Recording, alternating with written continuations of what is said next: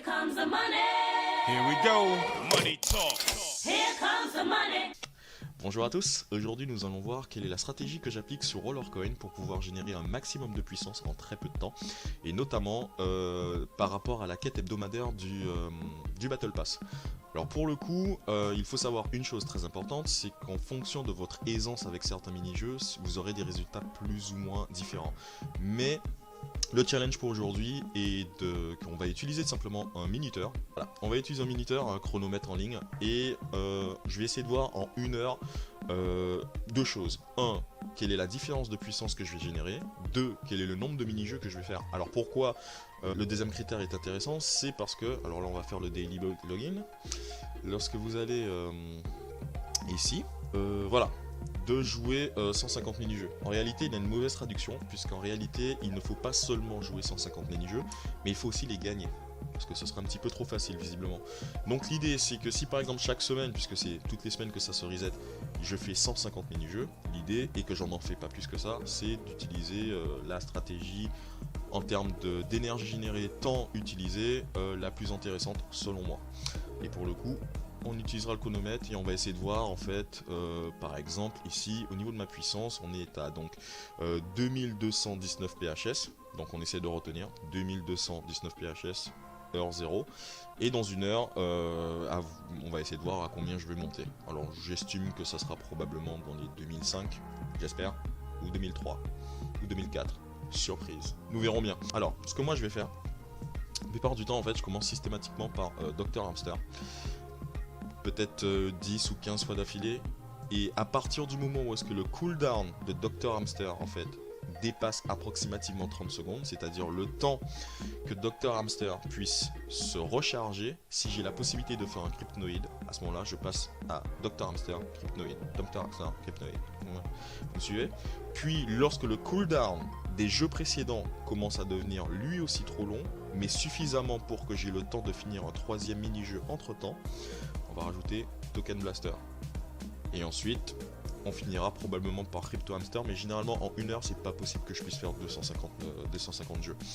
Mais on va essayer. Donc, juste petit aparté sur la vidéo que j'avais fait précédemment sur le site Faucet Crypto, où est-ce que vous avez montré que c'était un site relativement similaire, hein, c'était celui-là, dans lequel on faisait des surveys, on répondait à des surveys, on regardait des pubs, et avec les points en fait qu'on pouvait justement utiliser son lien Rollercoin pour être utilisé comme publicité générée sur ce site. Pour ceux qui avaient regardé la vidéo, finalement ça a marché en l'occurrence, et voici les résultats. Comme vous pouvez le voir en fait, finalement ce que j'ai essayé de faire donc sur le site Faucet Crypto, donc sur la vidéo précédente, a quand même fonctionné, mais les résultats ne sont pas si excellents que ça, puisque comme on peut le voir en fait, finalement le lien a généré donc à peu près 3000, donc il y a 2 jours de ça, hein, 3000 vues, et encore juste hier en fait 1300 vues. Cependant sur quasiment 4000 personnes qui auraient vu le lien, il n'y en a qu'une seule. Je comprends pas pourquoi, mais il y en a qu'une seule finalement qui aurait utilisé le lien de parrainage. En fait techniquement 2 sur quasiment les 7 derniers jours. J'en suis reconnaissant, mais je me demande effectivement, est-ce que ce sont des personnes qui seraient passées par Faucet Crypto ou des gens qui seraient passés simplement par mon lien dans la description. J'en sais rien, mais je dis quand même merci.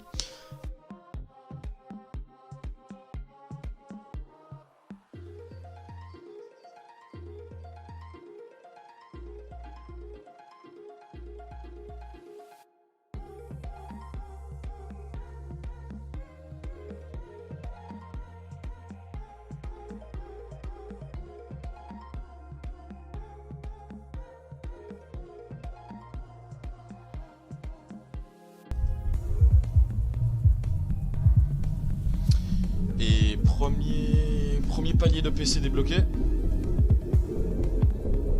à 56, on peut mieux faire, on continue.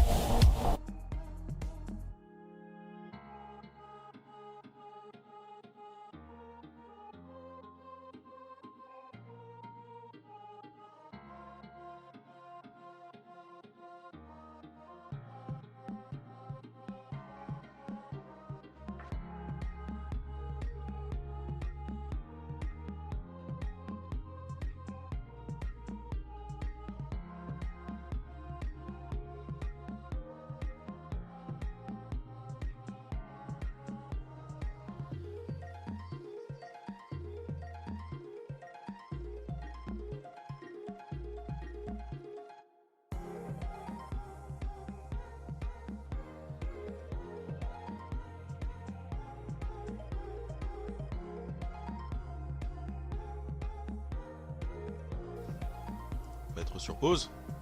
Merci, on va reprendre juste après. Donc j'ai des ralentissements. Donc du coup, il est 19h pile d'ailleurs, je crois. Hop, ça se voit pas très bien. 19h01 maintenant. Je vais continuer pendant du coup quasiment 47 minutes. Et ensuite je vous montre tout simplement le résultat parce que là pour le coup j'ai beaucoup trop de ralentissement et de crash, on va dire. Donc on se revoit tout de suite.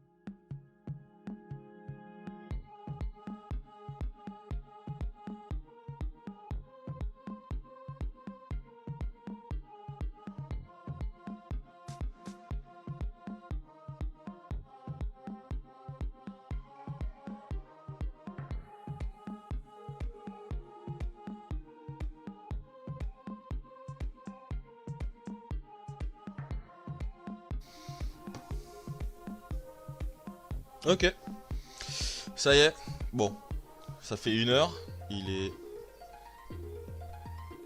19h52, plus ce timer, donc ouais, ça fait 1 heure qu'on est dessus, et d'ailleurs ça tombe bien, hop, on a débloqué le dernier, je crois que c'est le dernier palier des... Ouais, du PC. Si on regarde les résultats, donc on est passé donc de 2219 PHS à 2303, dont en fait 66 games joués tout à l'heure, en 1 heure. Ce qui fait quasiment une game par minute. Il faut savoir une chose, c'est que, comme vous avez pu le voir, en fait, j'ai commencé les games, mais déjà j'en ai fait quasiment que Dr Hamster, Hypnoid et un tout petit peu de Token Blaster vers la fin. Sauf que j'ai recommencé depuis le level 0. Si j'avais commencé depuis le level, je sais pas moi, 8, 9, 10, ou est-ce que du coup ça rapporte déjà un petit peu plus de points. Par exemple, Dr Hamster, je crois qu'au départ ça donne 1000, et je crois que quand c'est au level max, voilà, ça donne 1600. C'est-à-dire que commencer Dr Hamster, la difficulté n'augmente pas de ouf, en tout cas pas pour moi. Entre les levels 0 et le level 10, c'est quasiment faire 50% de points supplémentaires. Et pour Cryptoid, je crois même que c'est un petit peu plus de 50%. Du coup, en fait, effectivement, si j'avais commencé avec ces deux-là au max, ouais, bon, on peut carrément dire ouais, que je serais au lieu d'être à 2303, peut-être 2350, 2370, quelque chose comme ça. Je ne peux que spéculer, mais et vérifions en fait sur mon Battle Pass le nombre de games. Voilà, 61. Donc on a vu qu'aujourd'hui j'ai fait 66 games, sauf que sur mon Battle Pass on m'en a compté que 61. Comme je vous ai dit, en fait c'est parce que le Battle Pass, bien que ce n'est pas écrit ici, ne compte que les games qui sont réussis. Donc du coup on se doute bien que j'en ai foiré 5, c'est pas trop grave. Et puis voilà, donc j'espère que ça vous donnera une idée approximative de quel jeu sur lequel vous focus, de combien de temps ça va vous demander pour monter de X ou Y montant, d'anticiper évidemment avec un calculateur ce que ça peut vous rapporter en termes de Satoshi. Si par exemple vous réussissez pas à terminer le jeu, si vous avez réussi à, je sais pas moi, dans Cryptoid à détruire suffisamment de blocs, parfois ça vaut quand même le coup de cash in les points. Tout simplement parce que ben du coup c'est pas trop grave finalement de faire une game à 1700 points au lieu de faire une game à 1800. En tout cas, surtout s'il faut la recommencer et que derrière tu dois repasser 40 secondes de ton temps à essayer de gagner 30 ou 150 ou 200 points, ça vaut pas le coup selon moi. Donc parfois quelques games perdus mais qui étaient au bord d'être réussis valent le coup finalement d'être catch-in, enfin d'être récupéré malgré le fait que ça va nous register une défaite. Je ne peux pas confirmer à l'heure actuelle si le nombre de défaites par rapport au nombre de games joués slash aussi le nombre de games gagnés, si ça fait augmenter ou non le threshold auquel en fait les mini-jeux vont commencer à avoir un diminishing return. Et vous retrouverez en description mon lien de parrainage pour Rollercoin qui vous permettra de créer un nouveau compte et de commencer directement avec 1000 Satoshi. Je vous souhaite une très bonne journée, je vous dis à la prochaine, et si jamais vous avez d'autres idées de d'autres faucets ou de d'autres concepts que je pourrais explorer, n'hésitez pas, on écrit dans les commentaires. Et moi derrière, je vais essayer de faire quelques petites recherches, tester, essayer de voir un petit peu si ça a l'air intéressant ou pas, et ensuite je vous le présenterai. Passez une bonne journée, à la prochaine.